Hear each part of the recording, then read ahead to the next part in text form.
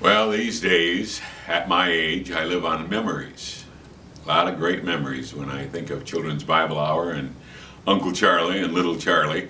But first, let me just read a email I got just this morning because it talks about memories. I am now 30 years old, but I remember fondly how I enjoyed the tapes you used to send us in Spain of your English radio broadcast when I was just a kid.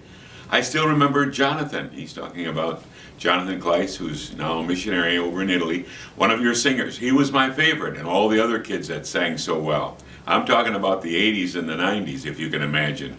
I enjoyed your broadcasts a lot.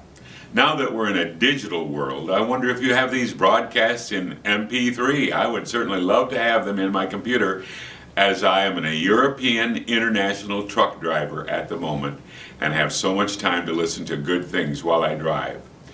Thanks so much for your time to read this email, Uncle Charlie, and thanks for the great job you've been doing all these years. I thank God for your hard work you've put into this ministry. So, those are the kind of memories that's the kind of email that keeps me going.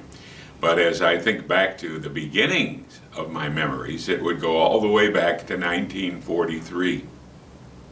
That's when I first came on Children's Bible Hour, after it started in 1942 on radio station WLAV, 7th floor of the Keeler building.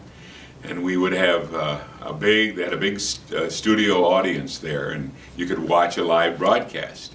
And my dad always loved to take me to whatever things were in town that was of a religious nature and spiritual nature. We would go to the old Mel Trotter mission for speakers and all of that stuff. Well, anyway, he took me one Saturday morning to a live broadcast of Children's Bible Hour. So I was sitting in the visitor section, and all of a sudden Uncle Mel, the host at that time, came up with a microphone and stuck it in front of my mouth and evidently asked me my name, and I said, Charlie. And I guess they liked the way I said Charlie because they invited me to come back and read scripture and say poems. And we did a feature way back then called Charlie's Scrapbook, which was a kind of sort of an audio object lesson. I would talk about shoes and how they go out in pairs and they have a tongue.